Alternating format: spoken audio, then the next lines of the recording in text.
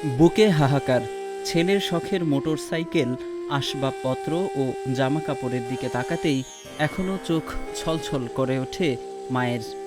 ৫ August বৈষম্য বিরোধী ছাত্র আন্দোলনের ডাকে মার্চ টু ঢাকা কর্মসূচিতে অংশ নিতে বের হয়েছিলেন ছেলে আশির ইন্তিশারুল হক। কিন্তু সেই যাত্রায় যে তার শেষ যাত্রা কে জানত। ছেলের আর ফেরা হয়নি, তবে ছেলেকে হারিয়ে মায়ের চাওয়া ন্যায় বিচার। পরিশ্রমী ছিল একটা, পরিশ্রমী ছেলে ছিল।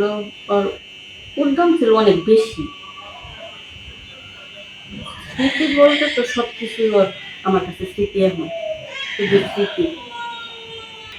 মানে আমি চাই কি যে এইভাবে যে এখন পর্যন্ত মায়ের বুকগুলা খালি হইতেছে আর কি, খালি হয়ে গেছে, এরকম যেন আর ঘটনা, এই ঘটনা যেন আর বাংলাদেশে এরকম আর না ঘটে। কত যে মায়ের বুক খালি করছে ওরা অন্যায় ভাবে, এগুলা সহজে মানা নেওয়া যায় না। দেশ স্বাধীন হওয়ার পরে অনেক মায়ের বুক খালি হচ্ছে, এখন পর্যন্ত হইতেই আছে। আমি চাই দেশের মধ্যে শান্তি আসুক, যে বৈষম্য দূর করার জন্য আমাদের মায়ের বুক যাদের খালি হয়েছে, যে সন্তানেরা চলে গেছে, এই বৈষম্য দূর করার জন্য যে তারা জীবন দিচ্ছে, তাদের জীবন নিচ্ছে, এইরকম বৈষম্য যেন আর বাংলাদেশে সৃষ্টি না হয়।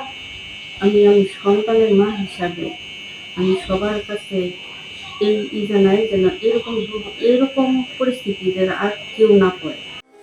স্থানীয় একটি প্রতিষ্ঠান থেকে এইচএসসি পাশ করা ইন্তিশার অপেক্ষায় ছিলেন উচ্চশিক্ষার।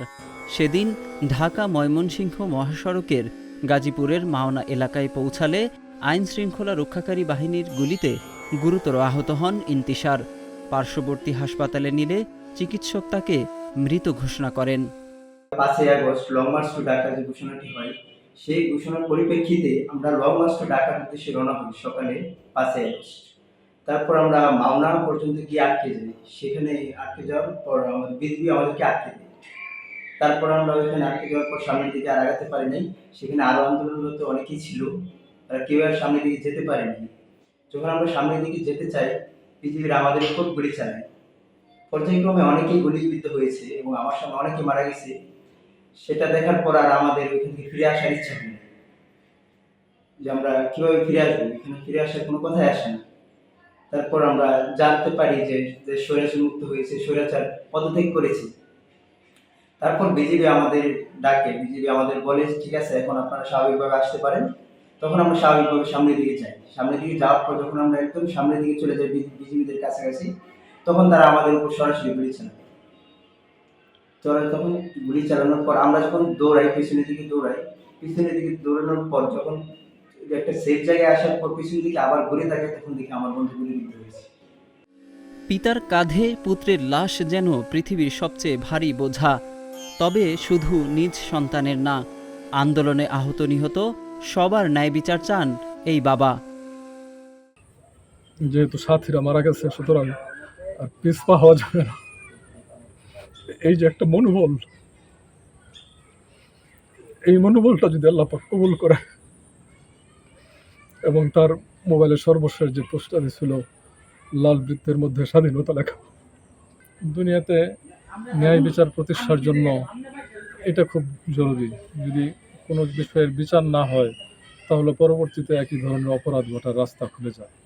তো এই জন্য এই সময়ে যারা শাহাদাত বরণ করছে, সারা বাংলাদেশে অনেক শাহাদাত বরণ করছে, অনেকেই অসুস্থ হয়েছে, জটিলভাবে আক্রান্ত হয়ে পঙ্গু হয়েছে, নির্যাতিত হয়েছে।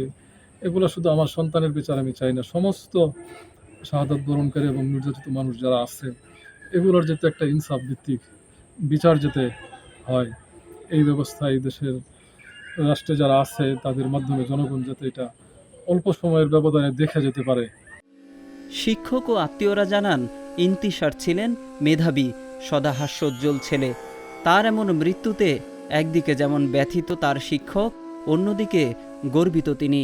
ইন্তিশার যে বৈষম্য বিরোধী আন্দোলনের সাল থেকে আমাদের যে ছাত্র নিহত হয়েছে, শহীদ হয়েছে, সে আমার এই স্কলার্স একাডেমির একজন কৃতি ছাত্র ছিল।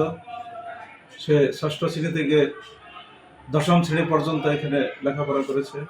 সে এই বৈষম্য বিরোধী আন্দোলনে তার আত্মত্যাগ, এই আত্মত্যাগ একদিকে যেমন আমরা ব্যথিত হয়েছি, আবার অন্যদিকে আমরা গর্বিত যে সেই দেশের জন্য, দেশের কল্যাণের জন্য সে অকাতরে তার জীবন বিলিয়ে দিয়েছে। আমরা তার আত্মার মাগফিরাত কামনা করি। পাশাপাশি যাদের কারণে, যে কারণে আজকে তার মৃত্যুবরণ করতে হয়েছে, তাদের দৃষ্টান্তমূলক শাস্তি আমরা দেখতে চাই। এই বাংলার মাটিতে যেন তাদের দৃষ্টান্তমূলক শাস্তি হয়। আমাদের আত্মীয় স্বজনের মধ্যে ও খুব ভদ্র ছেলে ছিল, আসা যাওয়া চলাফেরা সবার সাথে অনেক ব্যবহার ছিল, খুবই ভালো ব্যবহার ছিল। যেদিন দোকান থেকে বাইরে ছিল ওই দিনও আমার সাথে সাক্ষাৎ হয়েছিল, কিন্তু দুষ্টামি ফাজলামি করে আমি ফিশারিতে চলে যাই, আর তার লগে পরে আর যোগাযোগ হয়নি। কিন্তু পরে ওই যে সন্ধ্যার সময় শুনি যে এই অবস্থা।